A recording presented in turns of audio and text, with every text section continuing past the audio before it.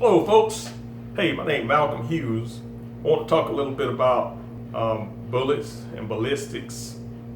I started deer hunting about back in 1998 is when I started deer hunting. Of course I hunted squirrels and coons and stuff like that when I was a kid because my father, he taught me and my brothers and sisters and my mom how to hunt. So that's one of the things we did when we were growing up. We hunted squirrels, hogs or whatever.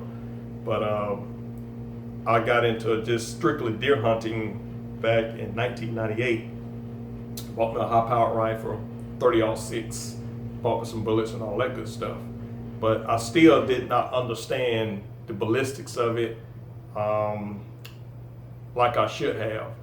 I remember shooting a deer at 100 yards, and I used a 150 grain core-lock bullet in 30-06. And I shot this deer at 100 yards, and the bullet went all the way through, hit him right behind the shoulder. And the deer dropped in his tracks.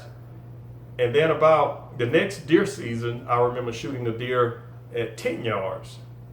This deer, I saw him off probably 100 yards in front of me, and I couldn't get a shot off. So he disappeared, and I started to grunt to call him in.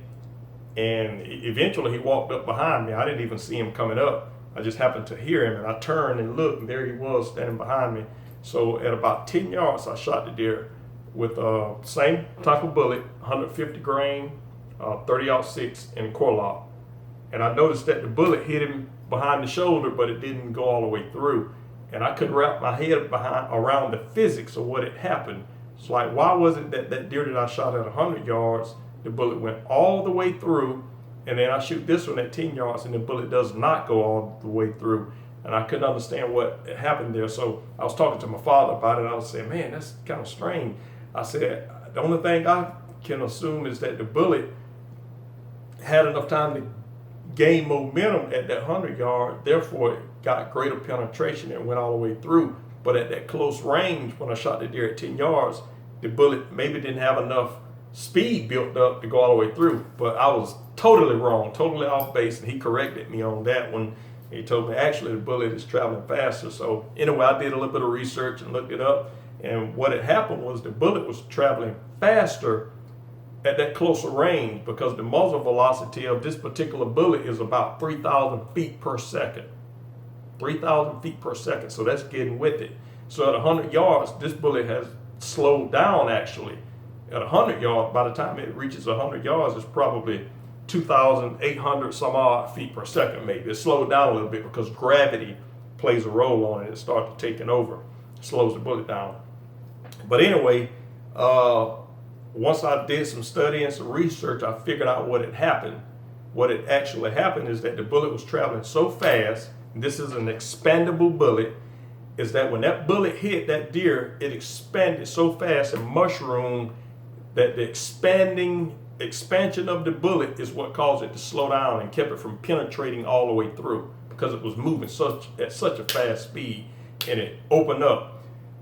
And when that bullet opens up, what happens is it creates what's called hydrostatic shock. Hydrostatic shock. Here it is right here. Hydrostatic shock.